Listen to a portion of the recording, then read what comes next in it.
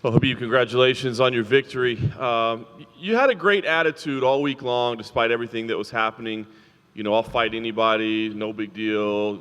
You know, put it all behind. But honestly, now that it's in the past, how tough was this week for you with the change in opponents, the distractions, everything? How difficult was it for you to keep your focus?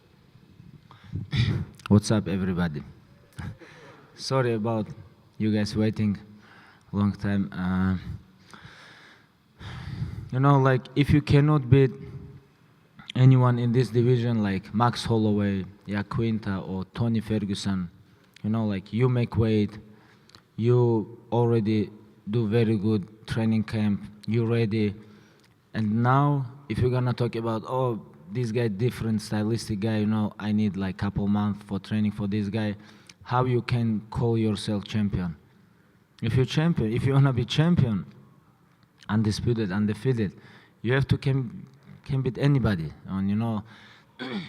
And all week I stay calm, focus. I'm focused on me because I have to make weight, and because I'm ready. That's why I still stay focused, no nervous, don't think about other stuff, and I know I cannot make mistake. Because if somebody have chance make mistake, you know, like I don't have this chance, you know, on the line belt, you know. This is why I train so long time, like since 4-5 years, and everything about mental. Yep. Thank you. How satisfied were you with your performance this evening? It was very dominant, but you know, Al put on a good fight. He showed a lot of heart, a lot of courage. How satisfied were you with how you fought this evening?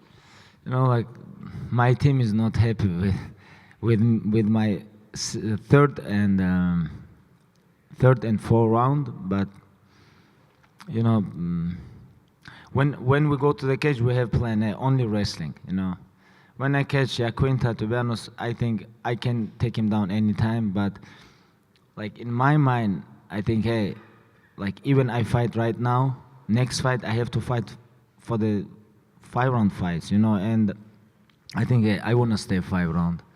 I need feel this. I need feel this. Of course, I have a lot of fights, like 3-round fights, and after 3 rounds, I feel great.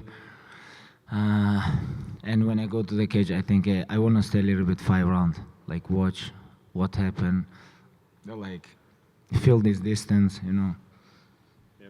Afterwards, you called out George St-Pierre, which was a little bit surprising for all of us. Why is that a fight that interests you? And are you saying that you would move up to 170 and fight him there? Are you inviting him to come down to 155 and challenge for your title? What's the plan? No, please, no 170 with George St-Pierre, no. You know, like, when I talked with my father, like 1 year ago, he told me his dream fight, me versus George St-Pierre. Because I remember when I grew up, like 11, 12 years ago, when I competition in Combat Sambo Dagestan Championship, like Junior Combat Sambo Dagestan Championship, he fight for the UFC title. And like, when I grew up, I watch his fights, like all fights with my father, and he is greatest athlete who ever compete in UFC. Middleweight, welterweight champion. And I hear about, like, he wanna come and fight in 155, take this belt, make history, become UFC 3 division champion, you know. Why not? Me versus George St-Pierre, like, if I beat Conor or if I beat George St-Pierre, which one is better for my legacy? Maybe for money is Conor, but for legacy is George St-Pierre. But we don't know about money too, because me versus George St-Pierre is gonna be big fight, you know. But only respect. But if you guys ask me about, hey, he have to come back or no, I'm gonna say no. He's 35 years old. He already greatest athlete UFC, you know, and why he need come back? For what? And that's it. And last thing for me, Khabib, I mean, we were all looking forward to the Tony Ferguson fight so much. Dana said he's never going to book it again. It's been too many times. Of course, he was emotional. What about you? Do you think that fight will ever happen? Do you want that fight to happen? You know, I keep wanting this fight, to be honest, but you guys remember when I pulled out last time after UFC 209? You guys remember this. And UFC tell me, hey, you wanna deserve title shot? You have to fight. You have to fight with some tough guy. Okay, okay. I make mistake because when you have injured, this is your fault. This is your fault, nobody fault. Hey, I have a lot of injuries. I have ACL, MCL, back surgery, hand surgery, broke ribs. You know, like long time. You know, I come back, come back, come back. You know, I never give up. And now he have injured. This is not my fault. This is not like Dana's fault. This is his fault. Now you have injured. Please come back and fight with somebody and deserve this. And that's it. You know, Tony Ferguson is a tough guy. You know, he have 10 win streak. I don't want to talk about him trash or bad. I know he always talk trash. Like even he just pull out and he keep talking with somebody in Twitter. Hey, shut up. You pull out. You know, he keep talking, you know, like crazy. Because I told you guys, he is great fighter, but he a little bit stupid. I don't understand this guy. And you want to fight? Come back and deserve this. That's it. Khabib, congratulations, right over here. You've been trying for the, training for a title since you were a little boy. Does it feel like now that you've won it, that it relieved a burden from you because you've been chasing it for so many years? Like, do you feel relieved now that you finally have the belt sitting next to you? To be honest, Kevin, I I can't believe this. Something happened, like everybody talk, now you're champion, you know. I need a little bit time. Yes, I have very long way, you know, like I'm trained all my life with my father, you know, like come here, sign contract last 6 years, more than 6 years I'm with the UFC, you know.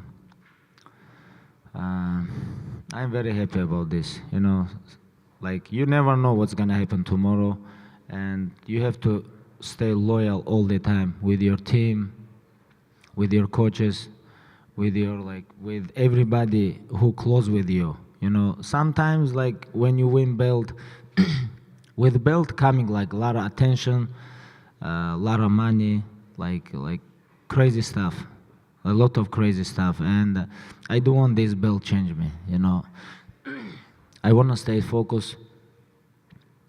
Like next month is Ramadan coming. I wanna after Ramadan beginning training and come back this year and defend this title. You know, like I'm a little bit worried about this belt because sometimes you think, oh, now like you're UFC champion, like a lot of stuff, but I'm a little bit scared about this. I don't wanna change.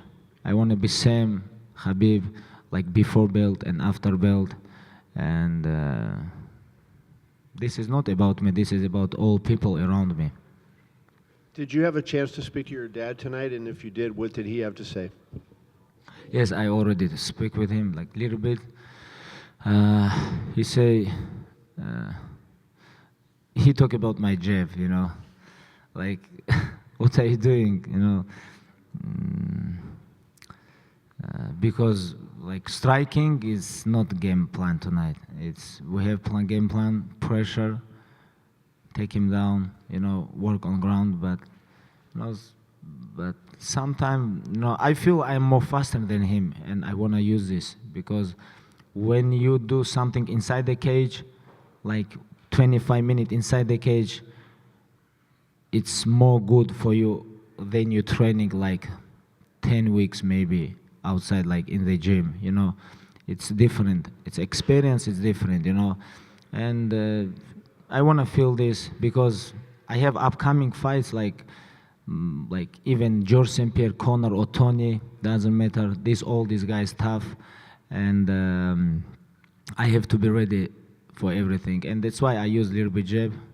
And okay, I'm faster than him, and I try to use, but my team is not happy about this. And my last question for you, did the events of Thursday make you more or less interested in wanting to fight Conor for the title at some point? Yes, why not? Hey, we have to finish this beef. beef, chicken or something like this. He have to stop eat Burger Kings and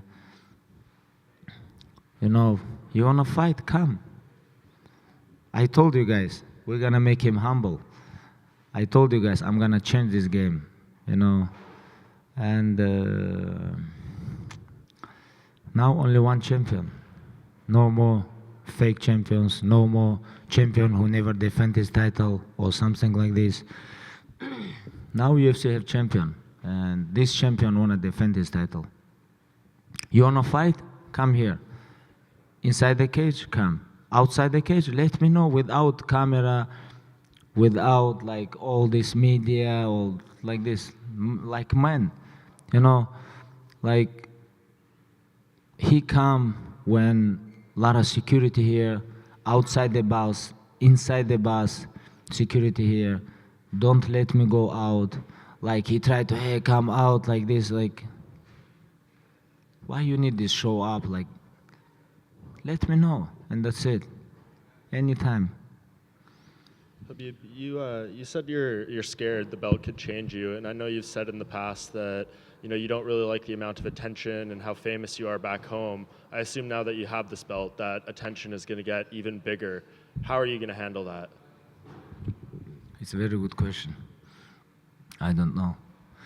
I think we're gonna see. But first of all, I have to go back, Russia. Tomorrow we have very long flight.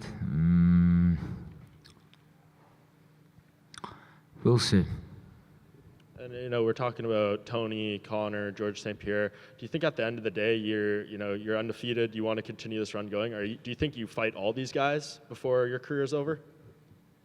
I don't know, to be honest. I don't know. We'll see. Who is number one contender? Let's go. Hi, over here on your left. Going back to this fight, if you could walk us through that very first takedown that you hit in the first round where you managed to get his ankle or his foot and managed to scoop off, because it seemed like he defended that very well. Can you walk us through that if you remember it? Can you give us the details on that very first like takedown? how I take him down? Yeah. Just catch him. Like, to be honest, I didn't remember everything. I remember like single leg, take him down. Put his leg up. Yeah. Now understand. Okay, this is freestyle wrestling technique, and Iaquinta is a tough guy. He have very good defense, like very good chin. He had a lot of jabs, and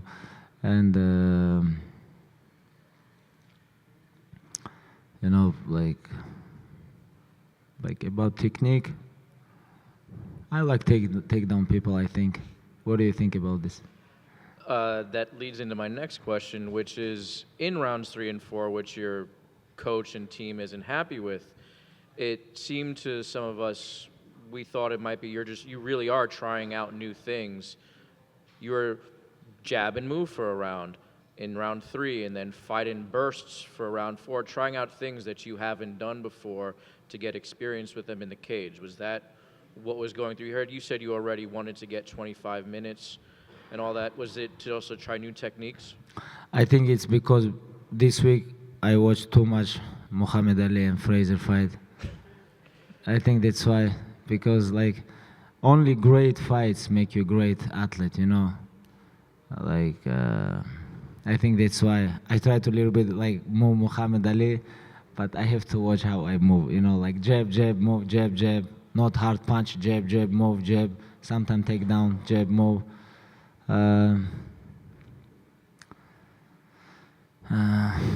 Like, to be honest, like my mind, I want to stay 25 minutes. That's why I think so long fight. Okay. And last question. You mentioned briefly in Russian, Magomedov. There's been some issues back in with, he's been arrested and having some problems. Is everything, how do you see that working out with FMG, with his sponsorship of you? Is everything okay with that? The appeal in social media to, hope everything's okay with him? I hope, Ziauddin helped a lot of athletes in Russia, and we have very big team, Eagles MMA in Russia, and but I hope it's okay. We pray for him, and we'll see what's gonna happen. We will see.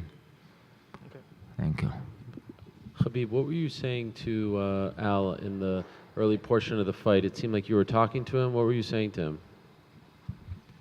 With Iaquinta? Yeah, what were you saying? Yeah, we talk a little bit. Like I give him jab, 1, 2, 3, 4. I say 4. He say 1 more, and I give him fake, and I said no, like little bit talk. I talk with Metzer a little bit. What'd you say to him? Like I take him down. Metzer give him like good stuff. Do this, like, and I think okay, it's working, like, and I talk with him like little bit, like good job, mate, like this.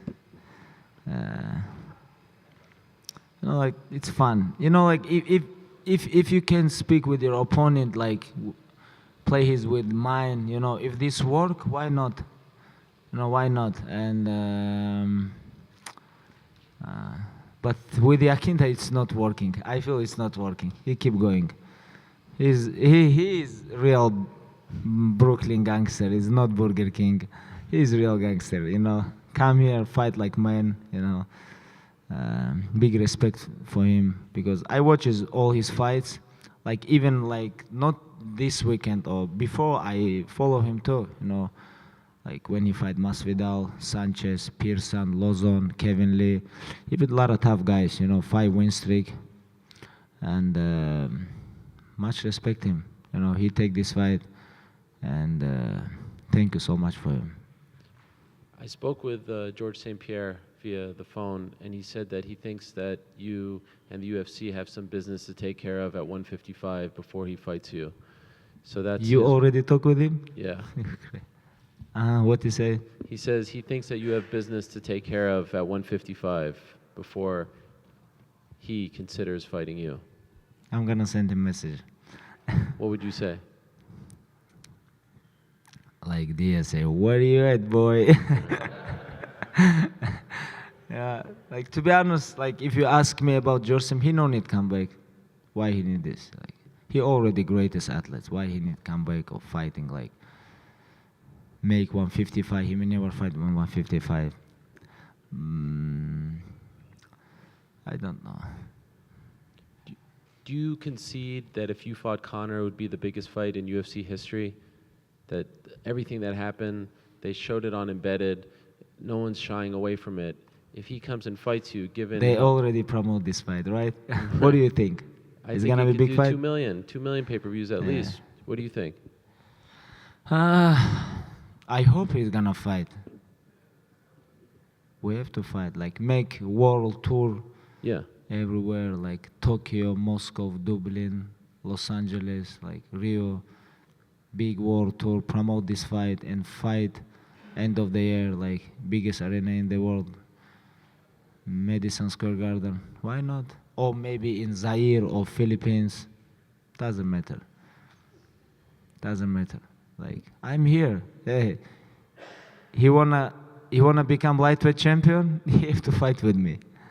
Now no more these all fake champions. Now. We're gonna, like, you guys remember when he put tweet, beg me. Please beg me. Last question. It seemed like everything kind of started after what happened with you and Artem earlier this week. Do you regret anything? Do you kind of wish that didn't happen so that it didn't lead to what happened with the bus? Or do you feel like whatever happened between you and Artem had to happen, that you had to confront him after, some of the interviews? You're living 100 years, you have to learn 100 years, Nobody's perfect. Nobody. Like, this is not about me or other guys. Nobody here is perfect, Like, this guy talk shit about me, I catch him. I ask him, hey, you want to say something in front of my face? Say no. He said, I never talk about you bad. But he talk bad about me, And I don't know. bring his slap team. I need these guys.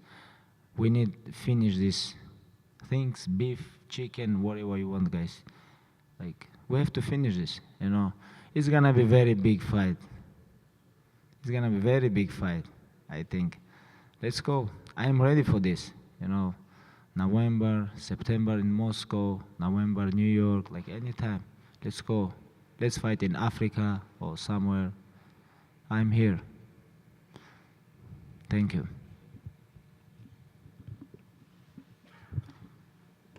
Just one more quick one from me. We talked about George St-Pierre. You actually broke his record for the most consecutive rounds won without losing a round in the UFC. Sorry about this. Which record? You broke George St-Pierre's record for the most consecutive rounds won without losing a round in a fight. Are you the most dominant fighter in UFC history? I don't know. I first time hear this. Like. What do you think? I think like. I don't want to talk about this, like, oh, I am like this. I think it's media job, my opinion. Thank you. Which record? Tell me one more time. The most consecutive rounds won. Like, you haven't lost a round in 32 rounds in the UFC. Okay. You had 30 rounds. Okay, thank you so much. Thank you. I fight 30 round in 32 UFC? round. Yeah, 32. I fight 32 round in UFC? Yeah. Okay. No, I understand. I understand. Thank you. Thank you so much, guys. Thank you.